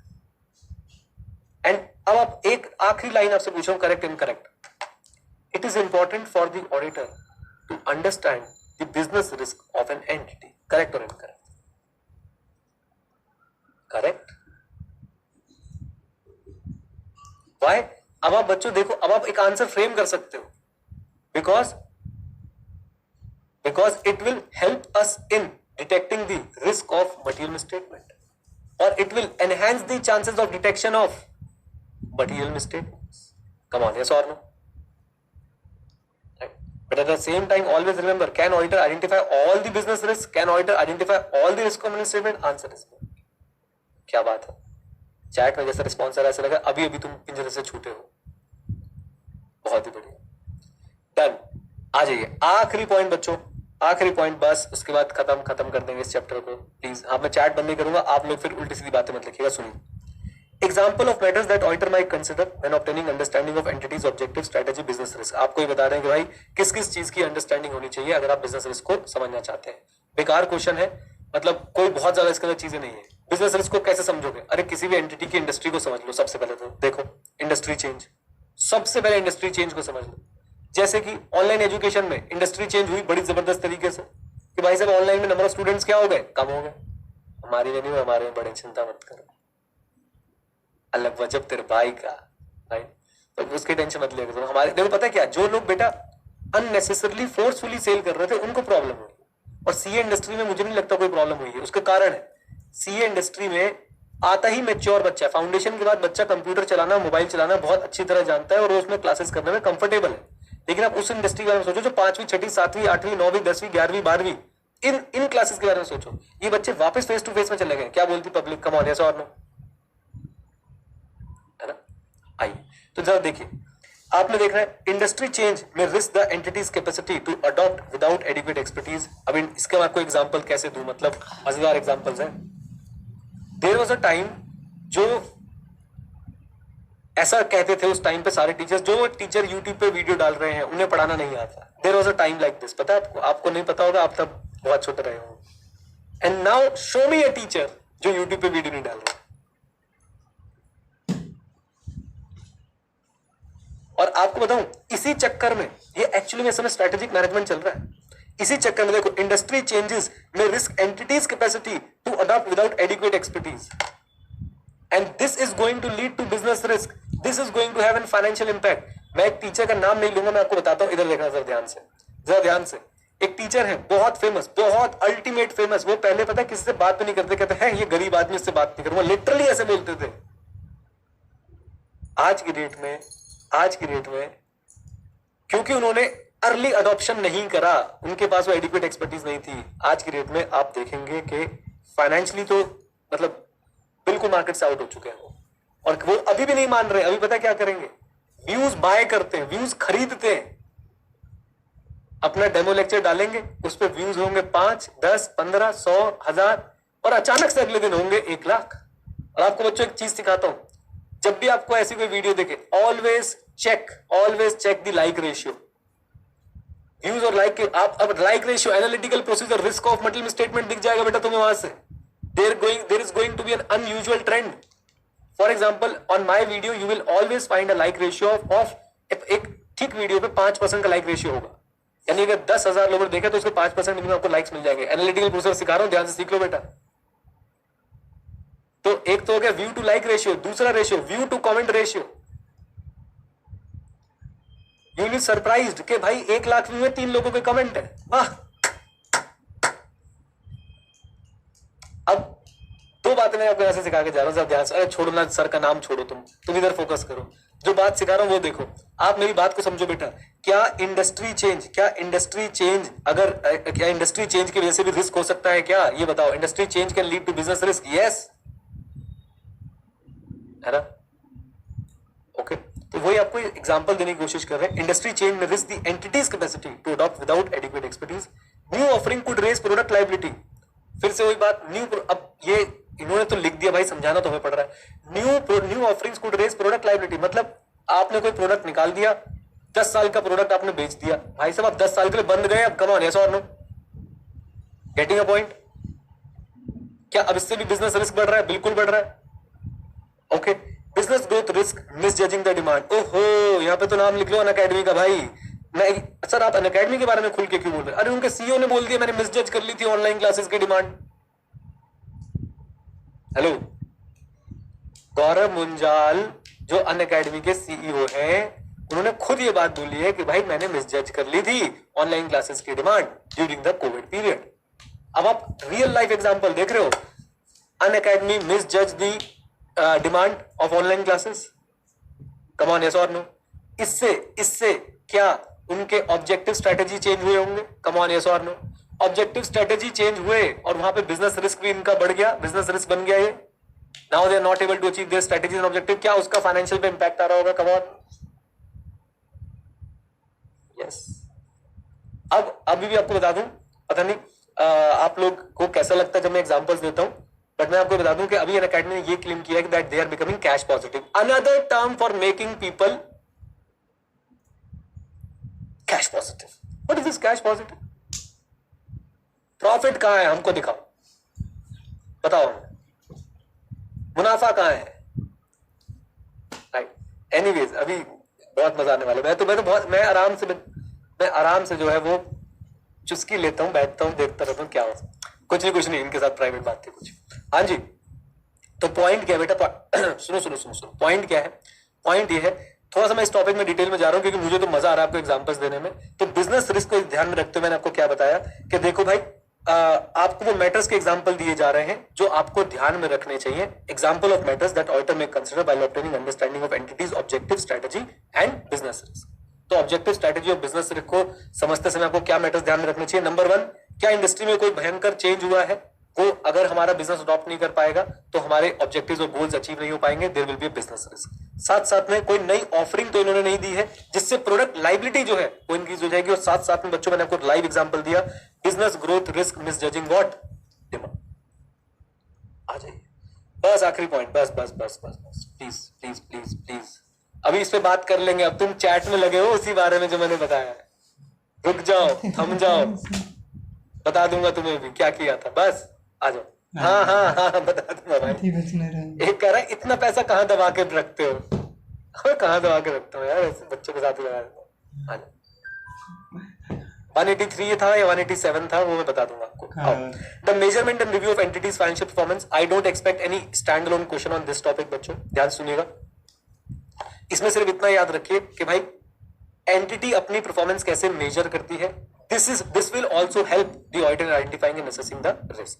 Entity अपनी परफॉर्मेंस को कैसे रिव्यू करती है, पीरियोडिकल रिव्यू करती है या नहीं करती है, this is going to impact the identification and assessment of risk of material misstatement. कई बार एंटिटी मेजरमेंट के ऐसे फॉर्मूलेज बना लेती है कि वो आपको हमेशा प्रॉफिट में दिख रही होगी लेकिन एक्चुअली प्रॉफिट में होगी नहीं। कई बार एंटिटी मेजरमेंट के ऐसे टर्म्स बना लेती है, ऐसी चीजें बना लेती है जिससे आपको हमेशा ये लगेगा, एक यूजर को हमेशा लगेगा भाई एंटिटी में सब कुछ अच्छा चल रहा है, चाहे एक्चुअली में अच्छा नहीं चल रहा हो। वो अपने कॉस्ट एलोकेशन को इस तरीके से ढाल लेती है, वो अपने सेल्स को इस तरीके से शो करने लग जाती है कि भाई आपको जो है वो नहीं समझ आता लेकिन एक्चुअली में कंपनी में गड़बड़े चल रही होती है। जैसे कि वी आर कैश पॉजिटिव, ठीक है, ओके, आ जाओ। EBITDA cash positive, right. Adjusted EBITDA, adjust, एक आप ऐसे से टर्म आप सुनोगे ना, जोमेटो कहता है हमारा एडजस्टेड इबिट्टा पॉजिटिव है, मतलब और भी कुछ कह दो। सीए स्टूडेंट ये कहते हैं कि हाँ भाई सब में 39 आए, 59 आए एक में, अब मैं पास हो चुका हूं, ओनली 4 मार्क्स रिक्वायर्ड। ये होता है एडजस्टेड इबिट्टा। समझे कि नहीं समझे तुम लोग? प्लीज बच्चों, मतलब इस पे तो बहुत जोक बने थे, बहुत। And guys, I am not against the startup culture, I am not at all against the startup culture, ठीक है। कुछ प्रैक्टिसेस हैं जो मुझे एज अ इन्वेस्टर या मुझे as a my personal preference वो मुझे समझ नहीं आती, तो मैं उसके अगेंस्ट बोल देता हूँ। एनीवे, हाँ, शाम कह रहा है वी आर रेवेन्यू पॉजिटिव, ये हुई बात, वी आर रेवेन्यू पॉजिटिव भैया, 1 रुपया आया, वी आर रेवेन्यू में 1 रुपया आया, वी आर रेवेन्यू पॉजिटिव, बहुत बढ़िया। आइए आखिरी पॉइंट बच्चों, ऑडिटर्स में असेस फाइनेंशियल परफॉर्मेंस थ्रू की इंडिकेटर्स। अब ऑडिटर फाइनेंशियल परफॉर्मेंस को कैसे मेजर करने वाला है, ध्यान से देखिएगा। फाइनेंशियल परफॉर्मेंस को कैसे असेस करने वाला है? की indicators, ratios, trend, comparative analysis, budget, forecast, variance, department report and credit rating. Again मैं इस पे एक्सपेक्ट नहीं करता आपसे क्वेश्चन पूछेंगे, बट बेसिक आइडिया रखिए अपने पास कि अगर आप ये समझ ले कि एंटिटी अपनी परफॉर्मेंस कैसे मेजर करती है, एंटिटी अपनी परफॉर्मेंस कैसे मेजर करती है, एंटिटी अपनी परफॉर्मेंस को कैसे रिव्यू करती है, you will get an idea कि यहाँ पे रोमम ज्यादा है या कम है, यहाँ पे रोमम होने के चांसेस है या नहीं है। दूसरी बात जो मैं आपसे कहना चाहता हूं वो ये, ऑडिटर कैसे जो है मेजर कर सकता है एंटिटी की फाइनेंशियल परफॉर्मेंस को, ये पढ़ाने की भी जरूरत नहीं थी, आपको खुद से पता है। ऑडिटर उसके की इंडिकेटर्स देखेगा कि यानी कि कंपनी कहां पे ग्रोथ लेना चाह रही है। की परफॉर्मेंस इंडिकेटर मतलब कि भाई कहीं मैनेजमेंट का ओवर फोकस सिर्फ प्रॉफिट पे तो नहीं है, ओवर फोकस सिर्फ सेल्स पे तो नहीं है। क्यों? क्योंकि मैनेजमेंट की रेम्यूनरेशन उस पर टिकी हुई है। मैनेजमेंट वो रेशियोज निकाल के देख सकता है, ट्रेंड्स निकाल के देख सकता है, कंपैरेटिव एनालिसिस कर सकता है, बजट से कंपैरिजन कर सकता है कि मार्केटिंग का बजट इतना सोचा था कितना हुआ। वो साथ में बच्चों फोरकास्ट कर सकता है, और जैसे आप स्टैंडर्ड कॉस्टिंग में वेरिएंसेस ढूंढते हैं वो ढूंढ सकता है। आई एम नॉट एक्सपेक्टिंग कि आप ये सब याद करेंगे, बेसिक आइडिया रख लेंगे, चलेगा। आइए आखिरी क्वेश्चन, पक्का आज का आखिरी क्वेश्चन, बस खत्म कर देंगे। आज हमने बातें थोड़ी ज्यादा कर ली स्टार्टअप कल्चर के बारे में। नेक्स्ट टाइम से आई विल ट्राई कि थोड़ा कंट्रोल रखूं मैं उस पर, नहीं तो तुम लोग भावुक हो जाओगे और तुम उसी में खो जाओगे। Why understanding the entity and its environment is significant? इसके मैंने नोट्स बनाए हैं, इधर देखिए देखो please please please please. Why understanding an entity हमें अंडरस्टैंडिंग की जरूरत क्यों है, understanding of entity, why it is required. देखिए, why understanding the entity and its environment is significant. तो बहुत सिंपल सी बात, it helps in planning and identify important areas requiring special attention. सिर्फ दो बात। Why is it important to understand the entity, why is it important to identify the risk of statement, planning में help करेगा और साथ साथ में ऐसे एरियाज ढूंढने में हेल्प करेगा जहां पे स्पेशल अटेंशन चाहिए। डन। आइए सेकंड क्वेश्चन बच्चों जो इसमें बनता है, एक तो ये था, एक क्वेश्चन ये था, ये नया ऐड हुआ है मेरे हिसाब से। ये आपके एग्जाम बच्चों डायरेक्ट क्वेश्चन की फॉर्म में पूछा जा सकता है, डायरेक्ट क्वेश्चन की फॉर्म में। क्या बोलेंगे आपसे, पहले मैं पूछता हूं, करेक्ट इनकरेक्ट बताइएगा प्लीज, बस बच्चों लास्ट टॉपिक है, साथ दीजिएगा। क्या risk assessment one time process है? वन टाइम प्रोसेस है क्या रिस्क असेसमेंट, मुझे बताइए। Answer is very good. इसलिए क्या understanding the entity can be a one time process? No, it's a continuous process. Auditor audit के दौरान एंटिटी की अंडरस्टैंडिंग ऑब्टेन करता ही रहेगा, करता ही रहेगा। और याद रखेगा, like the money in stock markets, the understanding in audit of the entity compounds. आपको पहले दिन जो नॉलेज होगी, आप उस नॉलेज के ऊपर नॉलेज बिल्ड करना शुरू करेंगे। आप समझ रहे हैं मेरी बात को? तो it's not a one time process, it's a continuous, it's a dynamic process. इसी के बच्चों मैंने नोट्स बनाए हुए, डोंट वरी एट ऑल। इधर देखिए, so understanding an entity is a continuous and dynamic process and the most important part जो आपको लिख के आना है keyword, it establish the frame of reference. Frame of reference मतलब ये आपको एक बेस दे देता है। आप एंटिटी को जब समझ लेते हैं, आपको पता होता है कहां कमियां हैं, कहां पे जो है अच्छी चीजें हैं, कहां पे आपको दिक्कत आ सकती है। तो it gives you frame of reference, किस लिए? For planning the audit and for professional judgement of for the following. बहुत ध्यान से बच्चों, सीधा क्वेश्चन याद करा रहा हूं आपको। पहला क्वेश्चन, क्या understanding of the entity is a one time process? Answer is no, it's a continuous और dynamic process. It gives you keyword बोलो, इट गिव्स यू कीवर्ड बोलो चैट में, it gives you keyword frame of reference. समझने के लिए समझ लो कि it gives you basis, लेकिन लिखने के लिए क्या लिख के आओगे? It gives you frame of reference. Frame of reference किस बात के लिए बेटा? प्लानिंग दी ऑडिट के लिए। कौन? फ्रेम ऑफ रेफरेंस किस बात के लिए? प्लानिंग दी ऑडिट के लिए और साथ साथ में प्रोफेशनल जजमेंट के लिए। इन सिचुएशन में, किन सिचुएशन में? याद करना बहुत आसान है, मैं याद करा दूंगा पक्का। आपको रोमन को लेके रिस्क ऑफ मटेरियल स्टेटमेंट को लेके आपको एक बेसिस मिल जाता है। मटेरियलिटी डिटरमाइन करने के लिए एक बेसिस मिल जाता है। अकाउंटिंग पॉलिसीज को लेके एक बेसिस मिल जाता है, सब समझाऊंगा अभी। सिग्निफिकेंट रिस्क को आइडेंटिफाई करने के लिए एक बेसिस मिल जाता है। आपकी एक एक्सपेक्टेशन डेवलप हो जाती है कि इस एंटिटी के जो फाइनल स्टेटमेंट्स आने वाले, फाइनल फाइनेंशियल स्टेटमेंट्स आने वाले, वो कैसे दिख रहे होंगे। उसमें प्रॉफिट दिख रहा होगा, लॉस दिख रहा होगा, प्रॉफिट की परसेंटेज बढ़ी हुई होगी, घटी हुई होगी। मैं ऐसा क्यों बोल रहा हूं? आप बेटा ऑडिट पहले ही शुरू कर देते हैं, आप ऑडिट पहले ही शुरू कर देते हैं, आपका फाइनेंशियल स्टेटमेंट कंप्लीट होकर बाद में पहुंचते हैं, राइट? आप बेसिक वर्किंग पहले शुरू कर देते हैं, तो आपकी एक एक्सपेक्टेशन डेवलप हो जाती है जब आप क्या कर लेते हैं? अंडरस्टैंडिंग ऑब्टेन कर लेते हैं एंटिटी की, राइट? अब एक बात बताओ, क्या ये ऑब्वियस नहीं है कि भाई साहब अगर रिसेशन चल रही थी और एक पर्टिकुलर इंडस्ट्री बहुत बुरी तरह से हर्ट हुई थी तो इस बार इनकी सेल कम होनी चाहिए? क्या ये ऑब्वियस है कि नहीं? कम ऑन, यस और नो? एक्सपेक्टेशन डेवलप होगी, राइट? आइए ये सारी चीजें मैं समझा दूंगा, पहले एक बार पढ़ लेते हैं। Roman materiality accounting policy, significant risk, expectation and evaluating sufficiency and appropriateness of audit evidence. आएंगे इन सब चीजों पे, पहले पूरा टॉपिक बनाते हैं। मुझे बताओ, क्या understanding of the entity is a one time process और a continuous process? Come on, one time या continuous and dynamic?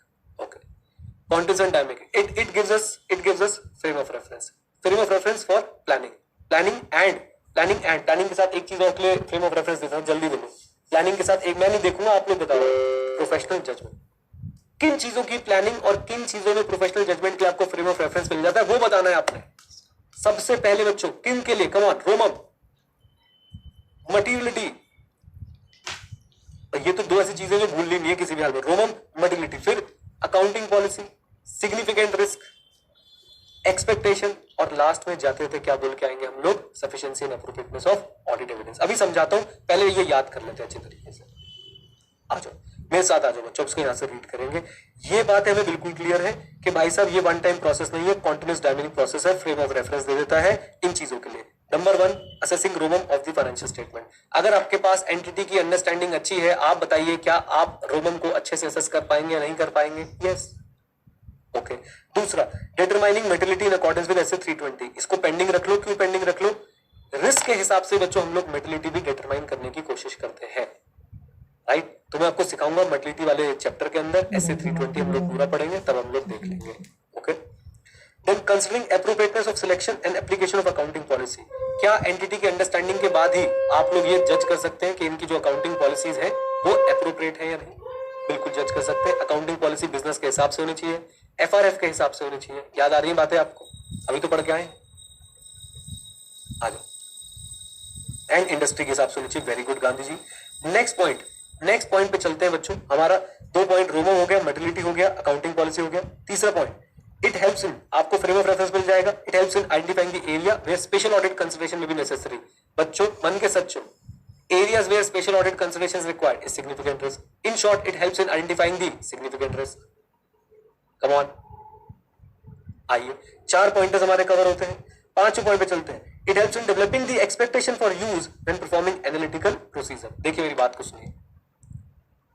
Developing the expectation, ये एग्जैक्ट वर्ड हम लोग पढ़ने वाले हैं एसे 530 के अंदर, जो डील करता है एनालिटिकल प्रोसीजर से। वहां मैं आपको समझाऊंगा कि कैसे आप एनालिटिकल प्रोसीजर का यूज करते समय पहले एक्सपेक्टेशन डेवलप करते हैं, फिर अपने रिजल्ट्स को उन एक्सपेक्टेशन से कंपेयर करते हैं, और जो डेविएशन होती है फिर उसको एनालाइज करते हैं। अभी मैं इसमें ज्यादा नहीं बोलना चाहता, मैंने आपको एक बेसिक आइडिया दे दिया कि एसे 520 मैंने 530 बोल दिया शायद, 530 sampling, essay 520 deals with analytical procedure. वहां मैं आपको प्रैक्टिकली दिखाऊंगा कैसे एक्सपेक्टेशन डेवलप होती है, कैसे डेवलप एक्सपेक्टेशन के अगेंस्ट हम रिजल्ट को कंपेयर करते हैं, और कैसे डेविएशंस को जो है फिर हम लोग डील करते हैं। यहां के लिए सिर्फ इतना ही कि आपको अंडरस्टैंडिंग से एक्सपेक्टेशन डेवलप करने में हेल्प मिलती है, जिसको आप एनालिटिकल प्रोसीजर के दौरान यूज करते हैं। ओके, देन आखिरी पॉइंट हमारे पास क्या है? Evaluating the sufficiency and appropriateness of audit evidence obtained such as appropriateness of assumptions of management oral and written representation. सुनिए, जब आप एंटिटी को समझ लेते हैं, उसके बाद आप लोगों को जो आप एविडेंस ऑब्टेन करेंगे, आप उनकी सफिशिएंसी और एप्रोप्रिएटनेस को भी इवैल्यूएट कर पाते हैं। कैसे? सुनिएगा मेरी बात को ध्यान से। अगर आपने एक एंटिटी को समझ लिया और वहां पे रोमन कम नजर आ रहा है, वहां पे ऑनेस्ट लोग नजर आ रहे हैं, हाई इंटीग्रिटी वाले लोग नजर आ रहे हैं, आपको मैनेजमेंट की बातों पे या मैनेजमेंट की बताई हुई, मैनेजमेंट द्वारा लिखी गई रिप्रेजेंटेशंस पे विश्वास कैसे होने वाला है? ज्यादा होने वाला है या कम होने वाला है? बताइए। ज्यादा होने वाला है। जो इंटरनली जनरेटेड ऑडिट एविडेंस होंगे, जो इंटरनली जनरेटेड डॉक्यूमेंट्स होंगे, उन पे विश्वास कैसे होने वाला है? ज्यादा होने वाला है, राइट। और ये आपको विश्वास कैसे बना? You obtain the understanding of the entity, its environment and internal control, right? And ultimately, that is helping you to evaluate the sufficiency and appropriateness of the audit evidence. याद करना है, याद करना है, याद करना है। न्यू क्वेश्चन है, एग्जाम में आ सकता है। क्वेश्चन आएगा कैसे? सबसे पहले आपको भावुक करेंगे। भावुक कैसे करेंगे? बोलेंगे understanding of an entity is a continuous and dynamic process, full stop, comment, explain, analyse.